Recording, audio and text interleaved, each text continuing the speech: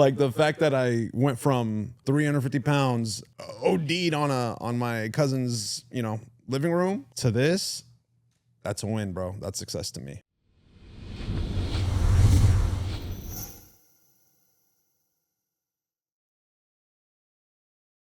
Guys, welcome to another episode of Untitled Success. You see me with a cap on. You've never seen me with a hat on, right? This is going to be super casual. I'm here with Bishoy from Clearview Podcast. I appreciate you being here with me. Happy to be here, bro. Basically, we're going to just talk about our struggles and our aspirations and all this good stuff. We have two different podcasts, and we just kind of want to get into like what works for us, what doesn't work for us.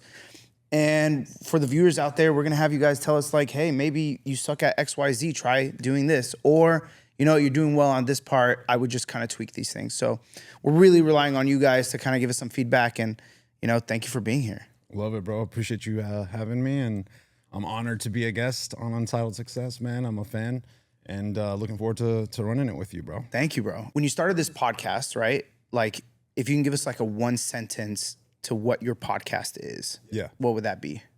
The goal with Clearviews was to build, inspire, and entertain. I had a personal story, a struggle, just like all of us do, that kind of pushed me to my limits, and I learned a lot from it. And I thought maybe it would be cool to share that story and help inspire others. But in addition to that, I have other avenues that I'm interested in, like business, fitness, all these other things. So, and I love to talk. So I'm a talker.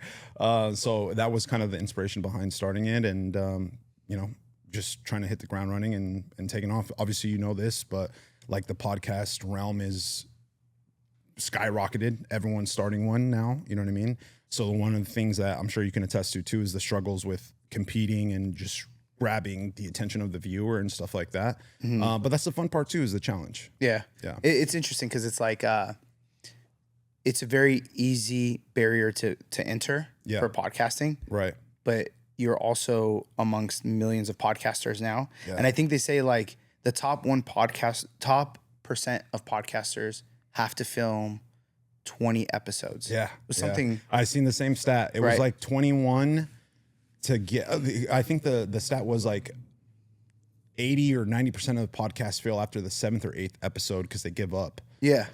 So if you want to get to the top 1% or maybe the top 10%, I can't remember the exact number, was 21 episodes or something like that. So I got to 24, I think, or 23. I still need to actually release 2 episodes, but my main goal starting off, because I'm a big believer in like small objectives, like, just because you don't want to overwhelm yourself, was to get to at least 21 episodes. So we were able to accomplish that and, still trying from there. I don't think people understand how hard it is. Like, okay, so you start off the podcast, you're like, yo, I could talk to this person, this person, this person, this person. You're like, dude, I got a gang on my Rolodex. Yeah.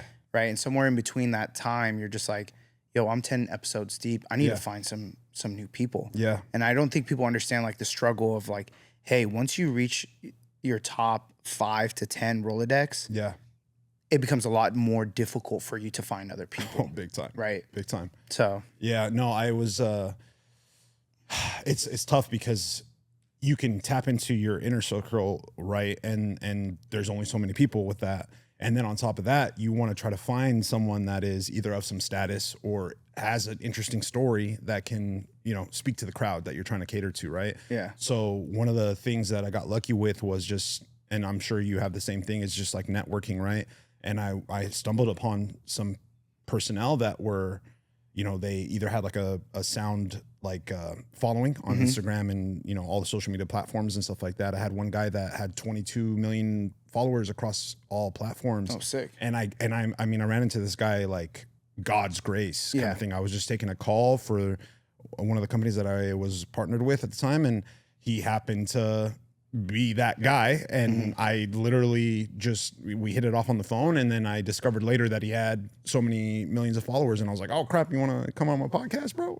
So and he was nice enough to come on, you know what I mean? So it's been that, because it's tough, like especially if you're just starting out, you don't have the brand recognition that some of these bigger podcasts have. The struggle is trying to get higher quality guests, but I think still what's nice is, and what I kind of am a fan of yours is it's relatable. You know what I mean? it speaks to the common man and like the struggle, especially in business, obviously, you know what I mean? Yeah. So I think it's just a matter of staying consistent and doing it long term, you know, and building it over time, because it comes, man. It's the people that are consistent. It takes a long time, man. It does. I guess for me, it's like I see some people that take off and they're doing really well. And I'm like, obviously, I don't know the behind the scenes of how long it took. And I'm like, bro, what am I doing wrong? Like, do I need to tweak this part? Do I need to change this part? Right. I will say since the first episode that I've done, there's been constant tweaking. Right. Yeah. And so I think that's one thing I would tell somebody. I'm like, hey, if you're not constantly tweaking to some degree, you're not in it for the right reasons. Like there's constant tweaking from like the way we sit, from the questions, like, okay, this is the platform that I want to do it on. Like, where do I need to focus from all the different platforms? Where's my most views? And then why is this one lacking? Yeah. And so you were saying like one of the real reasons that you started this is because you had like your own struggles. Yeah. Like, do you mind sharing what that was? Yeah, no. So, I mean, I went through kind of a rough patch in life. In my 20s, compared to like my later 20s, it was like two different people. I was a big gym goer and I was in school and I was getting 2 MBAs and you know, I was kind of like taking 2 MBAs? 2 MBAs, bro. 2 MBAs, yeah, at the same time. It was a struggle. It was hard. Jeez, bro. Yeah. So it was tough. And I think what ended up happening, just to keep it concise, was I think I got bored with life because I was so in control of everything. And it drove me to a level of depression because I didn't feel fulfilled anymore. Like I was just so on top of things and it was just becoming mundane. And it drove me to a lifestyle that wasn't the best. I got into drugs really heavy and it kind of fed into the depression. And I went from 220, the best shape in my life, to 350 pounds. 350 pounds? 350 pounds, yeah. Damn. I've lost 160 pounds in 12 months. Oh shit. So I've shifted, obviously, back to being back on track. But that struggle with substance abuse and stuff like that, it took me to some of the darkest times in my life, and I saw the other side of it. You know what I mean? I think because I was so in control, I wanted to know what it felt like to not be in control, and I kind of just gave up on everything. And then when you tie in other life situations like losing my father or breaking up with my ex, stuff like that, it just drove me further into the darkness. You know what I mean? And it wasn't until I overdosed that I had my wake up call. You know what I mean? So that was, for me, it was like God telling me like, hey, you know, if I wanted to go or if it was my number was being called, that was the time, you know. And the fact that I didn't, I told myself, I was like, all right, well, maybe I need to switch things up and I need to get back on track. And that's ultimately what drove me to starting the podcast, because more than anything for me, I know I need, like, I feel like as we get older, we learn to self-reflect a little bit better and we are more real with ourselves, right? So when I looked in the mirror, I was like, okay, I need structure and I need something that is going to keep my focus because I get bored easy. So I was like, hey, maybe my new addiction could be this podcast. And that's what it ended up becoming. And it saved me, man. It really did. Yeah. Damn. Yeah. That's crazy. I know. That's crazy. It is. Dude, I look back and I'm like, man, what the hell? Yeah. Yeah. Because I swear, like, if you would have known me when I was in my younger years and stuff like that, nobody on the planet would have been like, oh yeah, Bishoy's gonna end up a drug addict at one point. You know what I mean? So, and it came to that, man, if I'm being real, you know? So it was tough, but thank God, by the grace of God, you know, I was able to turn it around and back on track kind of thing. That's what's up, man. Yeah. Where are you at right now with like numbers, platform, and frequency? Like, let's get into like where we are at figuring out like. Yeah. I mean, man, I'm still definitely small time, you know, it feels bro, like same here, man. You know what I mean? So, here's the thing, you know, like what I've noticed is consistency definitely plays a huge part of it. And then editing and content are king, in my opinion. You have to speak on something that people want to, you know, they can either relate to or they find interesting or they find helpful. I'll give you an example. I made the dumbest clip about air fryers and microplastics. Yeah. And it hit 9 million views on TikTok.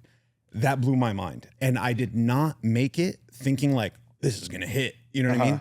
But it was a subject matter that was relatable. People were talking about microplastics at the time, or it was at least a subject within society. And then air fryers are a big thing nowadays. You know what I mean? A lot of people have air fryers, right? So it was kind of like fool's gold, and I stumbled upon it.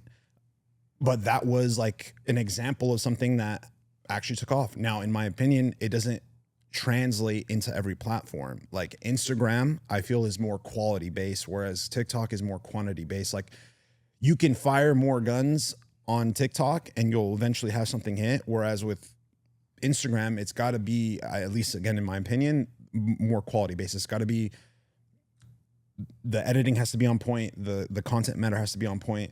And then with YouTube, shit, I have not figured it out yet, bro. It's been a struggle. I mean, I like I can like linger in the 1,000 view realm, but I haven't had anything blow up on YouTube. The best thing I've ever done on Instagram did 250,000 views, and the best thing I've done on TikTok was 9 million. Yeah, and that was it. One-time things. You know what I mean? But again, like I was telling you before, was I've taken a little bit of a break as far as shooting the podcast and stuff like that. Although I'm going to get back into it, but it's definitely, you know, still figuring things out and stuff like that. For you, like, what has it been like for you? Like, what has the experience been? It's been tough. Like, I always worry about my quality on TikTok versus Instagram. Like, I don't want to just shoot off anything on TikTok. Yeah. But it seems like that's what needs to happen. Yeah. I was just telling David that, like, one of the things that I want to accomplish this year is this, like, talking to the camera by myself. If someone's recording me, bro, I'm Gucci. Like, you're recording me. If my friend's recording me, like, I could be silly, I could be funny, I could be all of that, right? But then when I'm like sitting in front of the camera by myself trying to like talk to someone, sometimes it feels like disingenuous. Yeah. Right? Instagram has been the best platform for me currently. Nothing crazy. Like, again, I only have like 560 followers at this time. And some of them, I think one of them hit like 11,000 views, which was amazing for me. Yeah. I would say the ones that have been doing well were like more, other than that 11,000 one, was this more religious. Yeah. I did a special last December with Abuna Philemon, and it like really took off. Yeah. On Instagram, on TikTok. And sorry, when I mean tick off, bro, I'm talking about like couple thousands. Hey, bro, that's like still nothing, no millions, none of that. Could you fit 1,000 people in this room? You feel me? Like, that's still a lot. Yeah. You know what I'm saying? So that's nothing to be like, oh, it's nothing. Like, that's still an accomplishment, bro. You know what I mean? And YouTube I've gotten, I would say, a little bit more traction on YouTube. Nice. I think we're kind of figuring out like short titles. Yeah.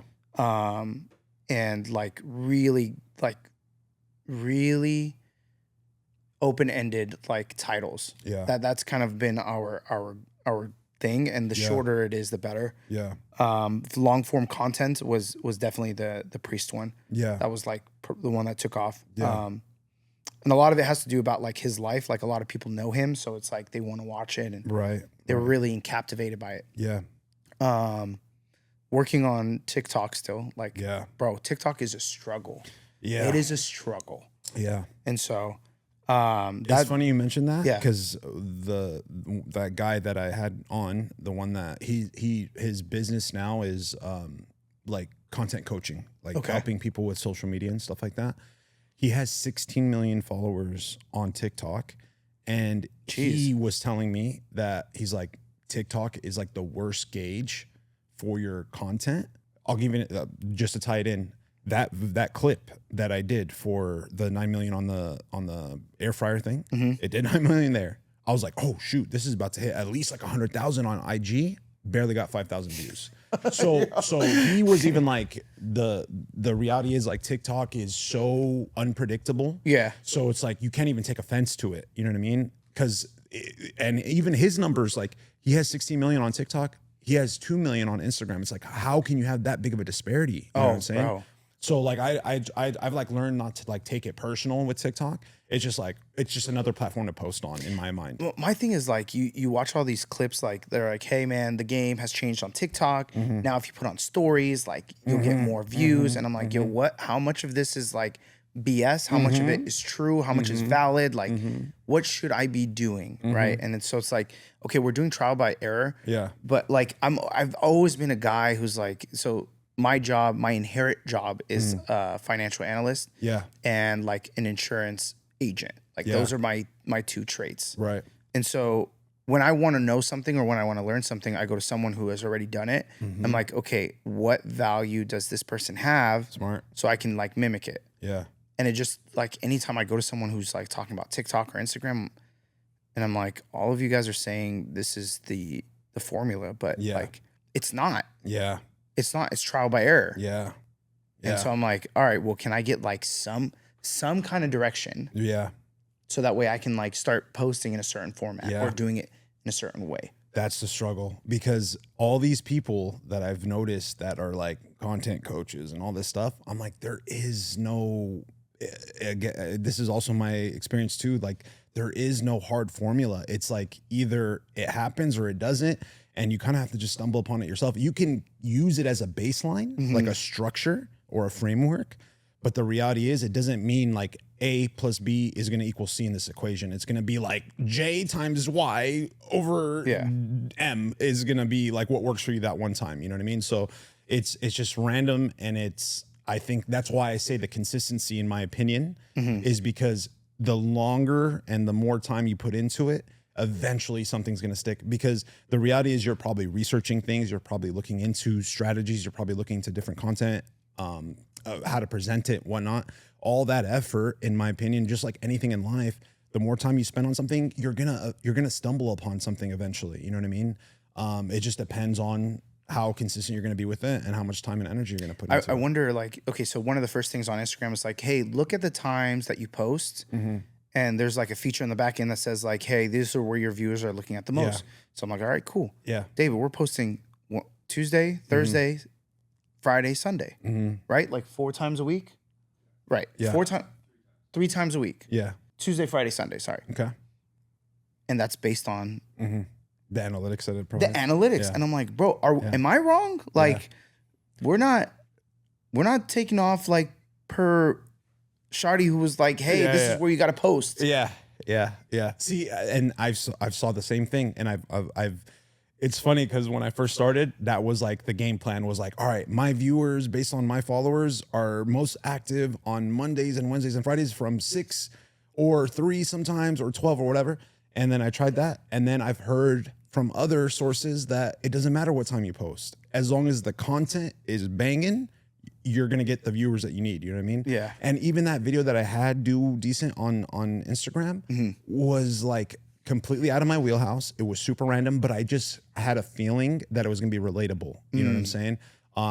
And it did well. And the ones that I did close to that same type of strategy, they performed decent. You know what I mean? So it's tough, man, because it's like, you want to stay true to yourself and you want to tell the story or you want to present, but the world is a fickle thing, you know, and they have their interests. And it's like, if you can't captivate that or draw it in, it's tough. It's tough. So it's like, what are you willing to compromise on? And what are you willing to alter? I feel to be able to at least get the traction. Cause a part of me thinks like, okay, if I can just at least get them to be invested a little bit and they can see over time like who I am and what I'm about, maybe they'll stick around, and then I can start to shift the message back to what I've purposely wanted it to be. But I also am like, I don't want to sacrifice that. I don't want to like change who I am to cater to people. It's like either I'm going to find my tribe over time and it's just going to be a slower process, or you could be, you know, so to speak, like these people that will like just do crazy stuff just to get attention. So that's the struggle. You know what I mean? What was the inspiration behind starting Untitled Success?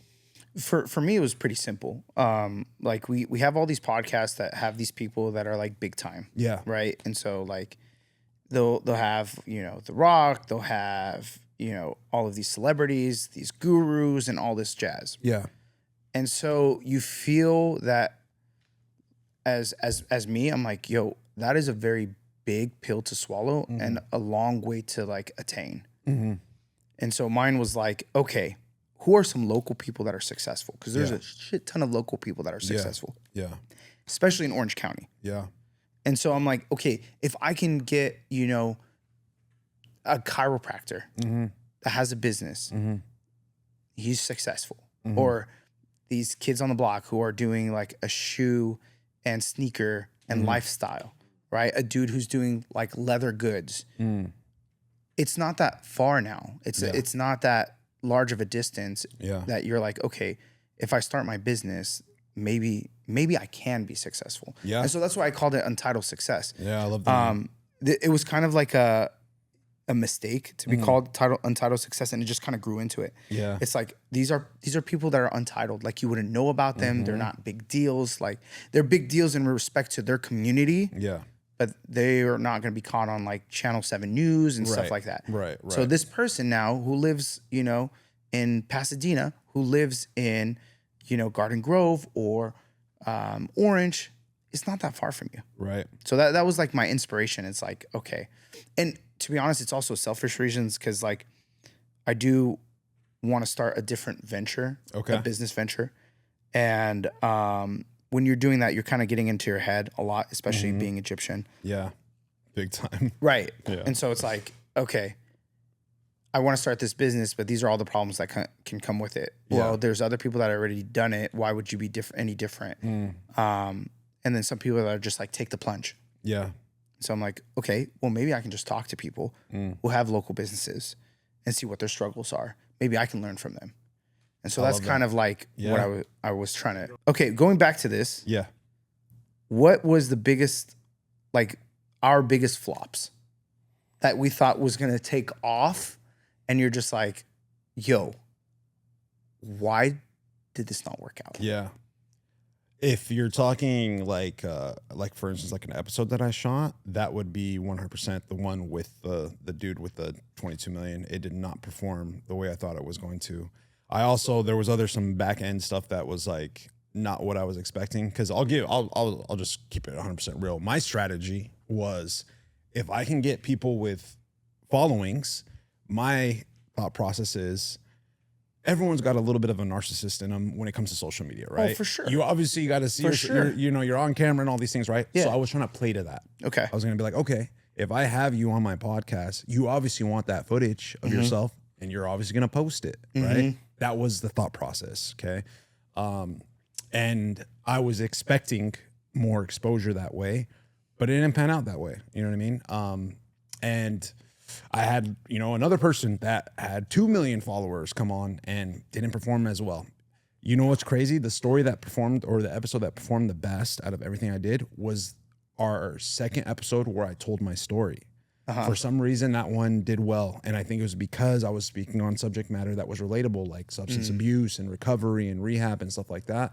So that's where I was like, man, maybe it's not even about having like the big following person on there. You know what I mean? Maybe the message has to be tailored to the audience. And there's other people out there that have struggled with something that I've struggled with. You know what I mean? So I feel like that was like my biggest, like I was gung ho. I'm like, oh man, I'm about to take off, bro. This dude got 20 million followers. He's going to post something and then they're going to see it and all that stuff. And I was just like, wah, wah, wah. You know what I mean? It was like one of those moments. So that was probably the biggest letdown so far. But again, like I'm like a Kobe fanatic, right? So like the Mamba mentality, it wouldn't be true to that if I like let that simmer. If anything, I use it as motivation, and I use it as because I don't think of failure as failure. I think it as an opportunity to learn, right? So that's what this is. You know what I mean? And I'm sure you can attest to that. It's like, all right, what did we do wrong? How do we fix it? And how do we improve? And I'm curious what you, have you ever looked back at some of your like first clips that you ever posted and just seen the change dramatically from like what you post now to back then? It's night and day. Yeah. It's night and day. Yeah. It sucks because like we had one guest on, he's like, dude, I wish I could go back and like, take whatever I did. He's a product person, so he does like luxury leather. Okay. And he's like, I wish I can go back and like show them what my work is now. Yeah. And it's the same thing. It's like I was very fortunate. The first few episodes were like friends and family, so they were very understanding. Yeah. We did like 15 takes on the intro. Okay. Right. And I kept mumbling and stumbling, and I'm like, yo, who is this man? Like, dude, Tim, you could sit there and talk to a rock for half an hour, and you can't just look in this camera and say like, hey, yeah, you know, welcome to it's different. Yeah. Untitled. Yeah. Yeah. So that was interesting. I will say, for my biggest flop, Yeah. the exact same scenario. Really? Yeah, and David can attest to this. We brought on like 2 or 3 guests that like have large followings. Yeah. And I thought this was going to be a lifestyle, and it has no reflection on them. But Yeah. I got them on. I know them. You know, we banter back and forth, and I thought, bro, it's about to pop off. Yeah. Yeah. And the ones that are popped off, they have like 4 or 5 Instagram followings. Yeah. Yeah. And I'm like, what, David? Yeah. This doesn't make any sense, bro. What was the subject matter with those ones? So one of them was like a sneaker lifestyle, Okay. right? Another one was like the luxury goods. Okay. And then I love it. like sometimes I'll text them and I'm like, yo, did you see this clip? Yeah. It just took off, Yeah. right? Like we have one who was a DJ that started taking off. Not a big following on Instagram, but everyone knows him outside of that. So like our friends know him and everyone knows him. Yeah. And that took off. Yeah. The religion one, I'm not surprised because it seems like religion always takes off. Yeah. And so like when I had the priest on, it just took off. Yeah. The other one was recently this guy who writes articles about cars, like every man's dream. Right. And it took off. And I'm like, dude, the ones that had the most followings, I don't want to say had the least views, but towards like top 10 ranking, Yeah. 7 and below, Got you. right? Got you. The ones that had the least followings, 3 and above. Yeah. And so I can relate to your story like nobody's business. Yeah. But see, I'm not surprised though, because the subject matters were relatable subject matters. You I know what thought mean? the sneakers and the lifestyle would be a relatable thing. I think maybe it's my fault. Honestly, I think today in this manner, like maybe if I brought them up today, like it would be a different approach. Yeah. I really enjoyed the conversation with him. Yeah. And they're 2 brothers, and I'm like, dude, this is awesome. Yeah. And I used to sell during COVID, sell sneakers to them. Okay. Right. Yeah. I just, you know, we're figuring it out, and I'm like, maybe now it would take off. Yeah. But Yeah. it's just interesting. The other thing too, bro, is we are really at the like the power of the algorithm. Like we're at we're at the mercy of the algorithm. We really are. Yeah. Like the reality is, and a lot of people, there's a lot of debate within this, and because when I was really into the podcast and like really going gung ho and like really researching all these things, I've just, your algorithm sees that, right? So you get more stuff about like, oh, performing content and how you should present it and what you need to do and what you need to focus on. So I would run across people, man, I can't remember their names, but they were all like content coaches and strategists and stuff like that. And a lot of them would debate that like the algorithm doesn't matter. Like, don't blame it on the algorithm, stuff like that. And I feel like that's easier to say when you have 3 million followers, you know what I mean? Like you obviously are, it's a little bit easier for you to get these views and stuff like that. Am I going to say it's 100% like, oh, because of the algorithm? No, of course not. It's, in my opinion, what I've come to discover and honestly, it's just like my 2 things is the quality of the content. And what I mean by that is the subject matter and what you're saying. And is it relatable? And like, is it interesting? You know what I mean? And then the quality of the editing too, I feel like matters. Like stuff that I would shoot just streamline, like straight line, like just from start to finish. There was no cuts. There was no like zoom in, pan out, that kind of thing. Never performed as well as the stuff that like had different angles. And you know what I mean? Like you have to also think about the psychology of the viewer. We are so overwhelmed with stimuli nowadays with social media, all this stuff. And everyone's programmed to swipe. I know. I have a cousin that I'm not even joking. It looks like he's like on his feed. And I'm like, how do you even see what you're seeing? He's like, bro, I know, like I can, 2 seconds. And I think the current attention span for the average person is 8 seconds total, but the social media law is 3 seconds. Like you have 3 seconds to hook them. And if you can't hook them in 3 seconds, you lost them, because the reality is they're already programmed to do this. So they're already like conditioned, like muscle memory is to swipe. So unless you can captivate a person in 3 seconds, which think about how hard that is. I have to pique your interest and I only got 3 seconds to do it. And the problem is there's only really one of three ways to pique somebody's interest. I got to be a chick. It's got to be about religion, or it's got to be about a lifestyle. So whether that's fitness, jewelry, or cars. Right. And so like, if you're trying to keep it real and be like, guys, do you want to start a business? Yeah. They're like, no. Yeah. I don't want to start. I don't care about you. Yeah. 100%. 100%.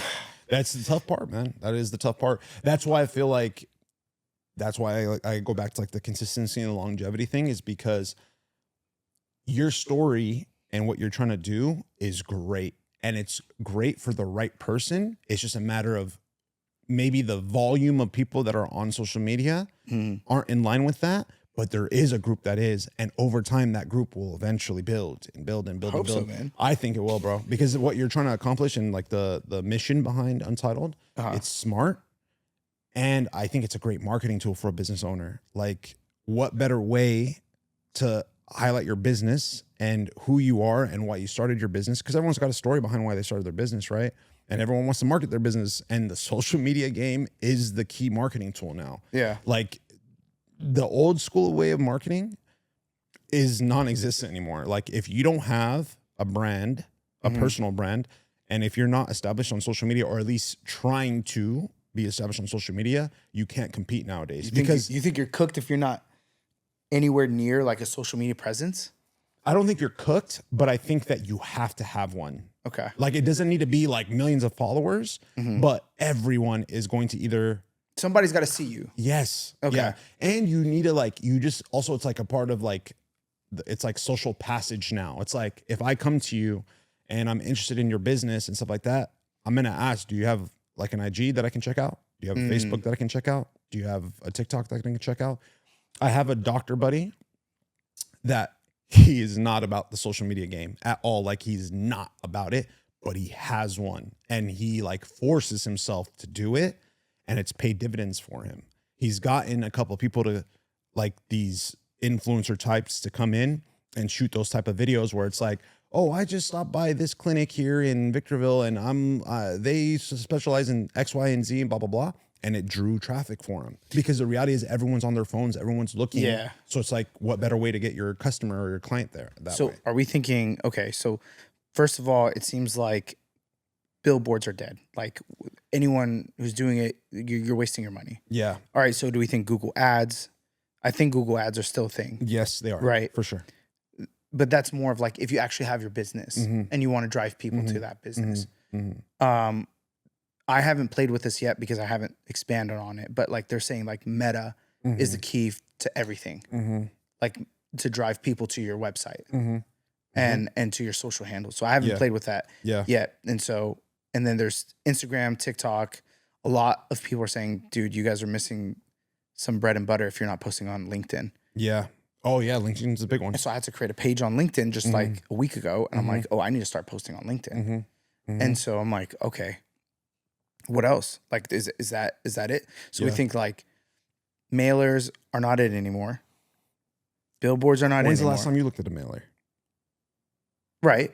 Maybe not the right audience though. Yeah. Right. Like the way I see it is this is the new billboard, right? For sure. And then two, the aspect of social media, the marketing aspect is to give a personality to your business. It's to be able to tell your potential client or customer who you are, what you're about. And it's almost to get them to like you. You feel me? And I don't, and like no pun intended because of social media and the likes and stuff like that. But it's like you can advertise on Google ads and all that stuff. And that is still very much alive for the social, like for like the digital marketing world. But I just feel like if someone's interested in your business and they come across your social media page and they see maybe you post like fun content or informative stuff, that's where that's like where the sale's made, in my opinion. Okay. Because I could be interested in like a med spa clinic that tailors to like men's health, like TRT, peptides, and like other, you know, For sure. like health enhancement, Skincare, all that stuff.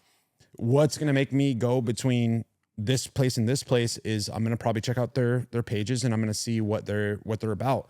And if this one has like a better vibe to it, and the reviews are in line and stuff like that, I'm gonna probably go with that one. You know what I'm saying? Even though maybe that one has been around longer. You know what I'm saying? So I think that's like the distinguishing factor nowadays is social media gives you an opportunity to like tell your story, give your energy like a face, right?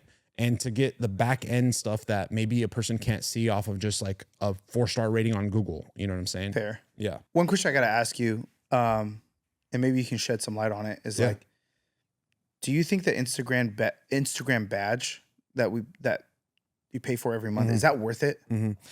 So funny you asked that, because part of that, one of the content strategists that I was like working with, the debate was like that question, is it worth it or is it not worth it? Because you might feel a little silly having a verified badge and you only have like 300 followers or 400 followers, right? 100%. Which I'm in that scenario. Like I have only like, I think 480 or something like that on Instagram. And I have it on my podcast page, and I have it on my personal page because I'm trying to like drive traffic with my personal page to my podcast page.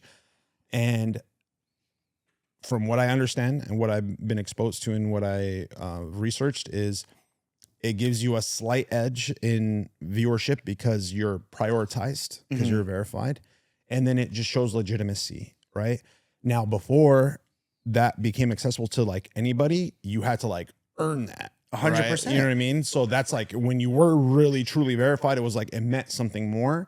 So one thing that I struggle with is like, it might not, I don't think it carries as much value because of the fact that anyone can get it now, you know?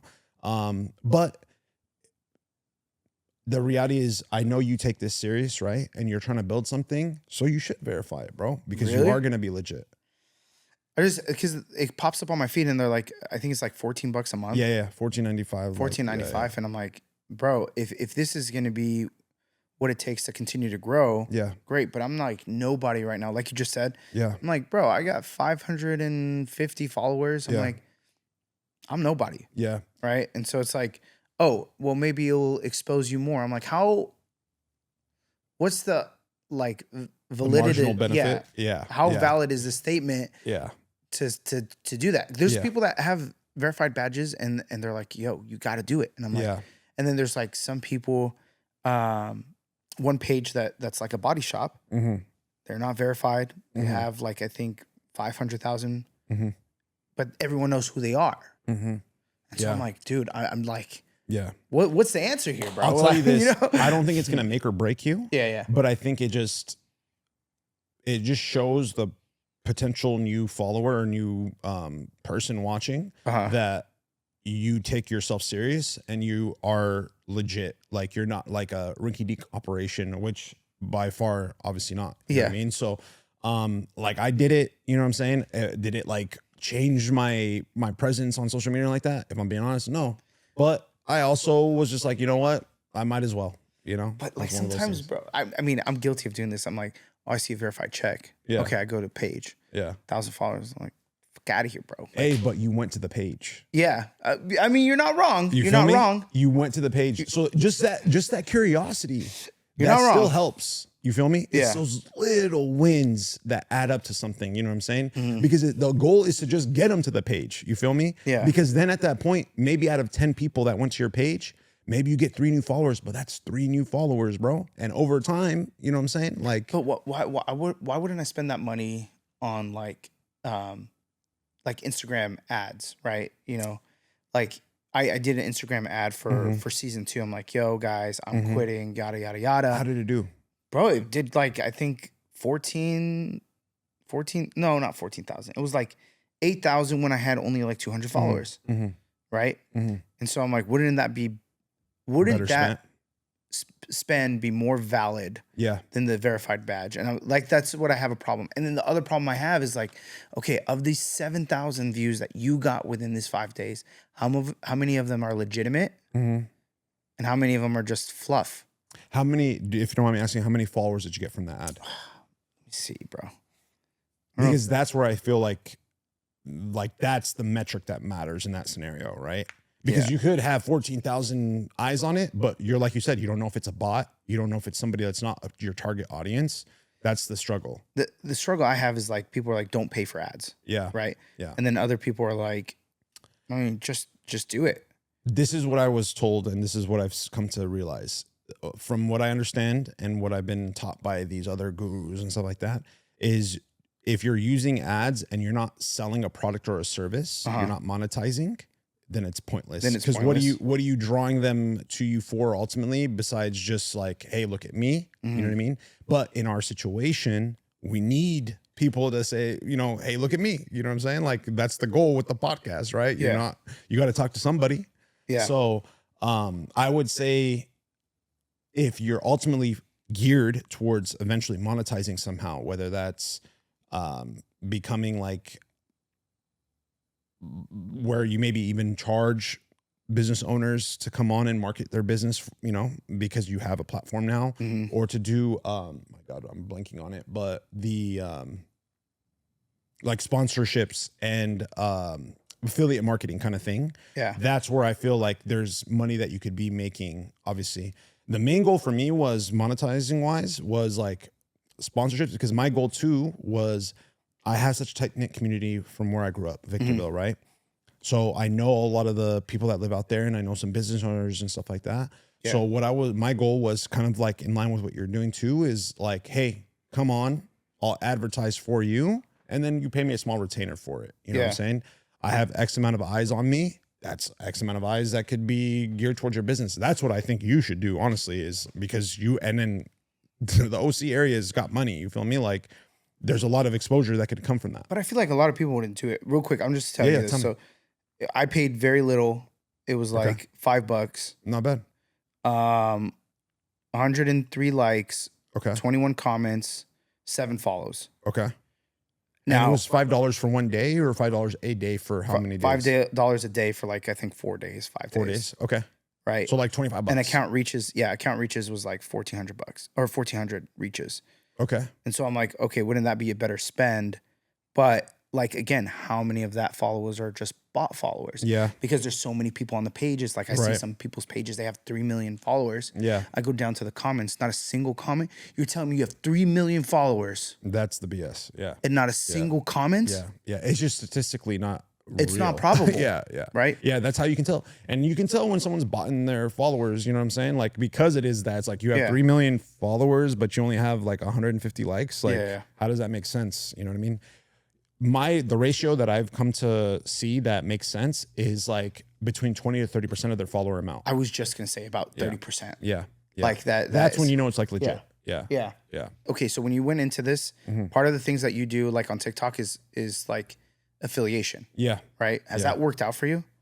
I was doing like the TikTok shop thing. And that was another thing that I just like stumbled upon. It is, man, the thing that I've really realize now is like you gotta be on top of the trend, and you have to like stumble upon it when it's first starting out to really make something in this industry, in my opinion. Like, for instance, like the TikTok shop thing, like I got to it too late. It was already blown up to where there was already like an established foundation of TikTok shopper influencer people that made buku dollars. Yeah. But now, because they did it and advertised it, it became saturated. So now it's like, okay, I'm not competing against 10 people. I'm competing against 10 million people. You feel me? Right. For the same sunglasses, bro, or for the same. Exactly. Yeah. Exactly. Okay, gotcha. So it becomes tougher and tougher unless, but here's the thing is like, it's still very much possible, but it's anything in this world is a full-time job. Like, it is a full-time job, especially if you're doing the editing and like the clipping yourself, which I was. Bro, that would take me like 14 hours to go through 2 hours of material and go back. And I like this line. Okay, I need to go back again. Okay, I need to clip it. Okay, now I need to edit it. Like, it would take forever. You know what I mean? So unless you have a team, right? Or you are like 100% dedicated to it, to where it's like, this is your job, it is very hard to like keep up. You know what I mean? Because I was 100%. still working a full-time job. You know what I mean? Yeah. So it was tough. Like I'm working 60 hours a week at work, and then another 60 on the podcast and like editing and all these things, right? Because I was trying to like keep it, you know, like because it's unless you got money, you know what I mean? Unless you could spend for editors and all these things, you know what I mean? So it's tough, man. It's really, really tough, but it's still very much doable, bro. 100% very doable. Have you been able to monetize at all on any of the platforms like TikTok? Like some of my friends, they're monetizing on TikTok, but it's like very little. Yeah. But it like for them, it like adds up like $200 for the month. Yeah. Right. And I'm like, yo, I'll take that. Like, yeah. you know, Yeah, dude, that's $200 that you didn't have before, right? 100%. Same thing. Yeah. With TikTok. Okay. Yeah. That was like the main one. It seems like with Instagram, it's more so if you have a business, product or service to sell. Yeah. But with TikTok, what's nice is like you don't necessarily have to have like a business or a service or a product you're selling personally. You can just sell what's on TikTok shop. You know what I mean? So there is money to be made. But again, it's tough because you have to do product research on what's hitting right now. You have to like fall in line with the trends, because even though you like something, it doesn't mean that people are going to buy it. You feel me? So you have to like, there's tools that are available. One's called like with a K, it's like a product data site where you can search the products that are on TikTok shop and see what's trending, see what's performing, what are the margins on it, all this stuff. So dude, one thing I would love is to have like my podcast be sponsored by certain like small or like micro niches. I don't know. Like what? Give me an example. Dude, first of all, there's one company that owes me money. Okay. Right? Because of how much, like when I fall in How love much with, you advertise for that? bro, I advertise like nobody's business. Hungry Roots. If you're listening to me, bro, Hey, hook my boy up. I'm telling you, like I put everyone on a Hungry Root. What is it? I'm about to spit a commercial right now. Let's get it. Me and my wife, we're very much like we don't like to eat out during the week. Okay. And so Monday through Thursday, Monday through Friday afternoon, we cook, right? So we cook for me, my wife, and my little kid. Okay. My kid's about three and a half. So it takes us about, on average, Friday night, my wife is like circling what she needs to grocery shop. Okay. Saturday morning after Pilates, she's spending 3.5 hours grocery shopping. Okay. She has her list. She's doing it. She's efficient still, right? So an hour list, 3 hours shopping. Sunday night is another 2 hours we're cooking for the week.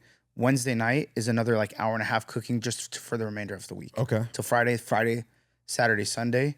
The reason why we don't save is because we spend money right then and there to go out. Gotcha. We found Hungry Root. Okay. Bro, I'm not just saying this. It has been the best decision we've ever made in our entire existence. Really? Hands down.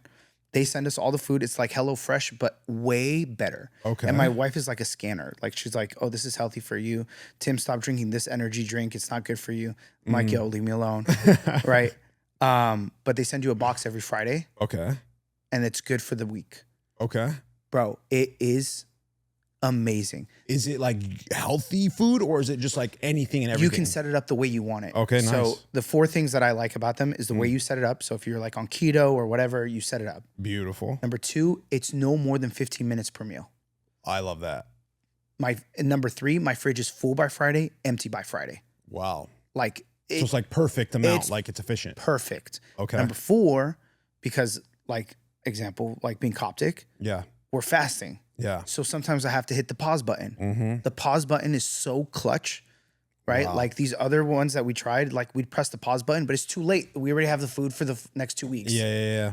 And so like it's been immaculate, Okay. like the least to say. Can I ask you a question? Yeah. Have you reached out to them?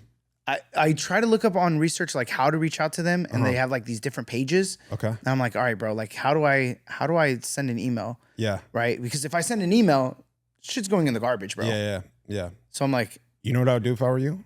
I would do a couple things. I would clip that. okay. I would attach it to the email. I'd find the whatever, the marketing manager, whoever, right? On LinkedIn. I would go on LinkedIn and I would search them on LinkedIn, and I would look for the personnel that are tied to it, the specific personnel. And I would find their contact information and I would send it to them. I would chat GPT a response saying, hey, make this as persuasive as possible. Make this you know, I'm a huge fan of the product and I want to advertise for you guys. And I was looking for a sponsorship potentially and attach that clip to them. All right. That's what's going to happen. Hell yeah. I'm like, I think, but it's obviously, it's not going to. Yeah, it's not going to hit every single time. Yeah. What I would do is I would keep doing that once a month, honestly, until they eventually respond back. When I had that clip that hit 9 mil for the air fryer, I was like, oh, I'm about to get in with like Ninja or something. So I hit them up multiple times and they finally got back to me. Right. And I had to fill out like this, I guess it's like a common thing now, obviously. So it's like, there was like this affiliate, like information page thing where I had to like tell them how many followers I had and this and that and blah, blah, blah. It's called something deck. I forget what it is, but, yeah, bro, that is like a little trick. Yeah, but why would they, I guess, maybe just out of curiosity. Yeah. Like, why would they care for someone who has like 500 followers, but like, yo, you know what, this guy, we should sponsor. So it's not so much the followers, it was how that clip performed because it was tied to air fryers, right? So what my plan was like, hey, listen, this clip did 9 million views. I'm going to do a follow-up clip where I advertise for you guys. If that did well, let me do another one for you guys doing this, right? Yeah. Now, the other thing too is like, you got to fake it till you make it. You feel me? Like you can't act like you just got 300, bro. Like I get you, but you can't stay in the mindset of like, I only have 500 followers. Why would they with me? You know what I mean? Like you have to be like, yo, my content is dope. Yeah. Like I will get results. Like I will get viewers. I'm just starting out. So this is your opportunity to get me cheap. You feel me? Like that's got to be the mindset, because then it's like, when are you gonna ever get something? You feel me? Like if you keep yourself in that box of like, hey, I only got 500 followers, they're not gonna mess with me. Yeah. You got to at least try, is what I'm saying. Yeah. You feel me? Like it's not gonna hurt to try. You know. So I have a guy. He makes $18,000 a month from brand deals and sponsorships, and he only has 5,000 followers on Instagram, bro. But his secret. He's gonna be so pissed at me. But his secret was the LinkedIn thing. He would hit them up on LinkedIn and he would just consistently do it. He would make sure he has like a specific strategy though, like as far as how he does it. But that is the avenue in which he did it, and it paid off. He got like a sponsorship with Temu. Damn. Although his content is dope. Like he has really good quality. He has really good editing. He does it all himself, and he's a G with it. He really is. Like, if I'll show you his content, you'll be like, oh yeah, this guy's obviously legit. You know what I'm saying? But he's not 500,000 followers. He's not 100,000. You're talking about 5,000 followers. Like, I know that's still a lot, but it's not in the grand scheme of things. Yeah. Okay. You feel me? Gotcha. So, and he's making 18 grand. You feel me? Bro. You know what I'm saying? Like, so it's like, it's doable, you know? And then a lot of these sponsors, bro, they don't even care about your followers. They care about the quality of your content. And they just care about like consistency. You know what I mean? Because a lot of them, what they end up doing is they put together an offer where it's like, hey, post 36 videos this month and we'll pay you $1,500. And I'm talking about like short clips, like 10 seconds, 15 seconds. You know what I'm saying? So you're going to put some work in, obviously, but it's like, all right, bro, $1,500 for 30 clips. Like, I got you. Like, I can take care of that for you. You know what I'm saying? So that's usually what it ends up being. But from what I've seen, bro, and what I know with some of these people, they don't care about how many followers you have, you know? Damn. Yeah. It's again, but it's like, are you willing to put in the time? Are you willing to put in the effort? Are you going to consistently reach out to these people until they finally answer? You know what I mean? Like, that is the other side of it. So if you can do those things, there is definitely light at the end of the tunnel, you know, in my opinion. Have you ever, and I'll tell you my honest answer, have you ever thought about like, you know what, this podcast, I'm kind of done. Like, I'm ready. I took it to the ends where I think it's the end. Yeah. And I'm ready to quit. Yeah. And then obviously you kept going. Yeah. To some degree, right? Yeah. So like, what made you decide to like, hey, I'm just going to keep going? Yeah. It was just like going back to my man Kobe, bro. Like I can't. It would be, in my head, it's like, all right, you're no different than the rest of the population. You gave up. You know what I'm saying? So it was like, now it was just based on principle, I have to keep on going. You know what I mean? Regardless of whether it's taking off or not and all that stuff. Now, I have to be real with myself too, because I'm sure you understand this, but there's money that goes into this, right? 100%. It's not free. Yeah. You know what I'm saying? So it's like, also you have to battle with like, all right, am I just being financially responsible because I'm putting money into something that's not really going to ever pay off in any sense, you know what I'm saying? Or at least may not pay off in any sense. But my thing is, for me, like I said, my initial thought was like, this is just like my sobriety, like platform more than anything, because me having to focus on this and like put time into this, it kept like the demons away, you know, because I know that I falter when I get bored with life. Right. So, yeah, it's still a struggle, bro. Like I'm taking a pause on it right now. Like this is like our off season right now, but the goal 100% is to definitely get back to it. And a part of that goal was honestly having that conversation with you. Like when we were chopping it up, I was at the point where I was just like, whatever. Really? I was, bro. I'm not even joking. And when we had that talk, and we talked for like an hour and a half. Yeah. So it was a refresher, and like hearing your passion for it and hearing your drive for it, it reminded me of how I felt in the beginning. So I was like, you know what, bro, like maybe this is a sign, you know what I'm saying? So, although I'm still in the pause right now, I'm definitely going to come back to it for sure. You know, maybe even here. Yeah, man. Yeah. That'd be I'd love sick. to be like your neighbor or something like that. That'd be dope. That'd be dope, bro. That'd be sick, man. Yeah. This is not a brand. It's more of your personality, right? Yeah. Like, yeah. How do you articulate yourself without changing too much of yourself? Because I don't know if you've come across these individuals, but like there are some individuals that are really great on social media, and then I meet them in person, and I'm like, yo, I am talking to a rock, bro, a brick wall, right? And I'm like, you're very charismatic. When I see you on social media, when you're doing all these content, right? And then I met you in person. We had a quick discussion, and I'm like, this is not you, bro. And I'm like, for me, I'm like, dude, what you see on this show is what you get. Yeah. In fact, you're getting less of a version. I can attest to that. Because this is like the same conversation that we had when we talked on the phone, and like you are 100%. who you are, for sure. Right? The only thing that you might not be getting is like, I'm not as funny or like charismatic on here because I'm trying to like focus, right? Or ask like legitimate questions. Yeah. Whereas like if someone's rolling the camera outside, I'm a goofball. Me too. Right? Same way. So it's like, how do you take that personal brand and not like, one, be genuine still, and two, like not fall into the trap of like, hey guys, this is Bishoy, here's this, and then someone sees you and they're like, yo, this guy's not the same cat. That's a good question. I mean, I think it goes into like what your goals are with the content, right? And what audience you're trying to reach, right? I would like to stay as authentic as possible and be true to myself. It is tough though, because like you're saying, like when you're in this format and you're talking to maybe someone that you've never met, it's harder to be like all the versions of you, because you're like in a professional setting, you want to like convey yourself as a professional and stuff. And that is true to who you are. You feel me? Like you have a professional side to you, like everyone does, right? Like when you're at work and stuff like that, you're not going to be like, all right, let's turn up. You know what I mean? So it's a version of you that is true, but I think that ties to the content you're doing too. Like if we're talking about business, obviously you're going to keep it professional, right? But if this was a podcast just about like life and like, you know, ex-girlfriends and like life experience and stuff like that, like then I think your goofy, silly side would be better suited for that, right? Just because I have a goofy, silly side. Like that is who I am 90% of the time, is a freaking idiot. Yeah. So, but my professional side, it also exists, you know, like I know how to, you know, be both, right? And it's still true to who I am. But I think it just really comes down to like, hey, what are we talking about? What's the subject matter? And what am I trying to convey? Like, is this a professional business podcast or is this like a life podcast, right? And that's what I struggle with, because I have different facets to me.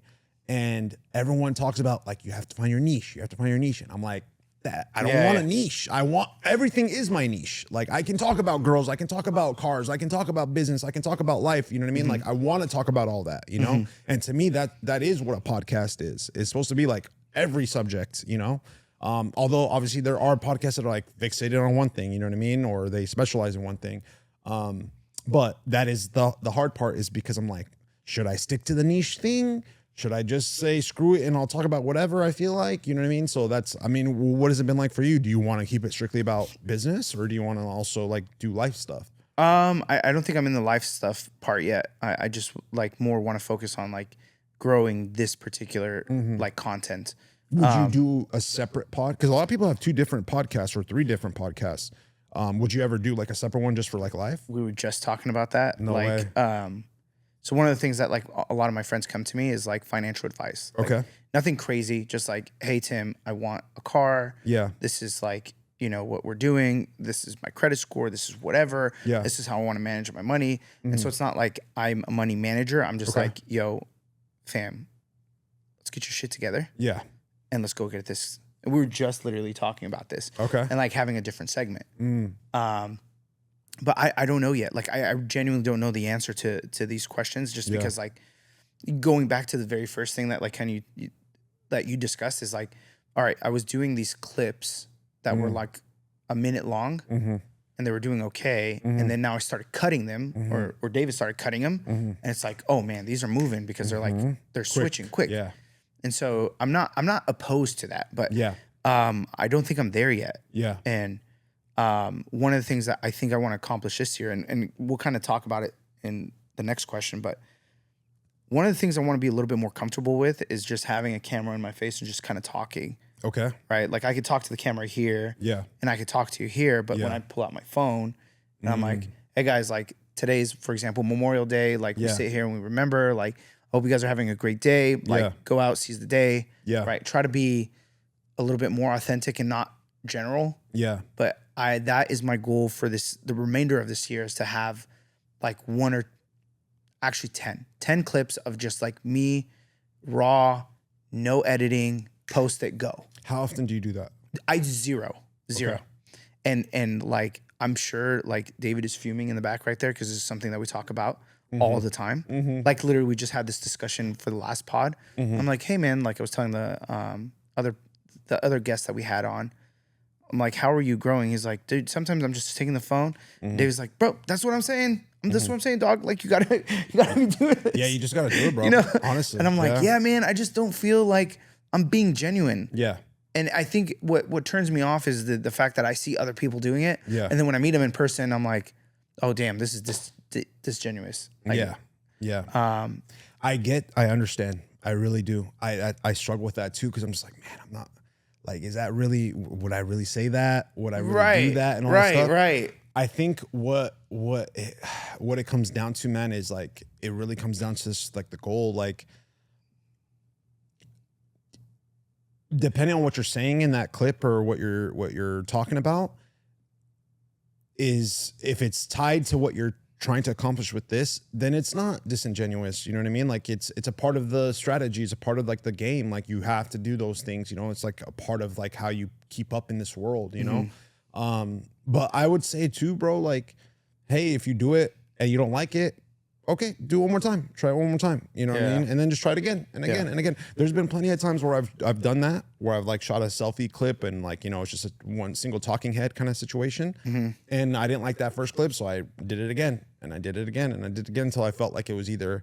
But that's a struggle too, because then you feel like the longer you do it, the more disingenuous it becomes, right? But 100%. I think though, it's one of those scenarios where it's like, it does come with practice. Like the more you do it and the more comfortable you get with it, the more genuine it's going to come out. You know what I'm saying?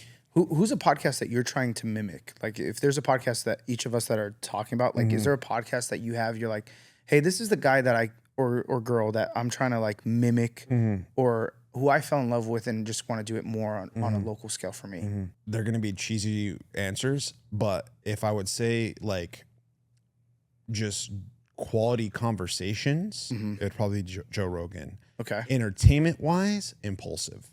Okay. Like the subject matter they talk about or they get into, I like it. Like it's more entertaining to me.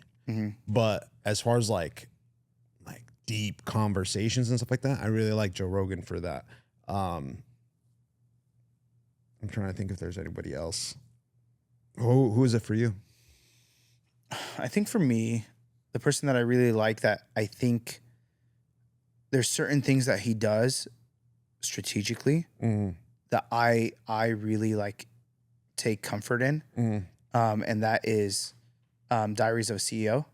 Oh, okay. Right? Like there's very few things that he does that I'm like, I like that. Like, okay. very small things, right? Like the whole him taking off his shoes when he's with a guest, because he's like, bro, I'm here to stay.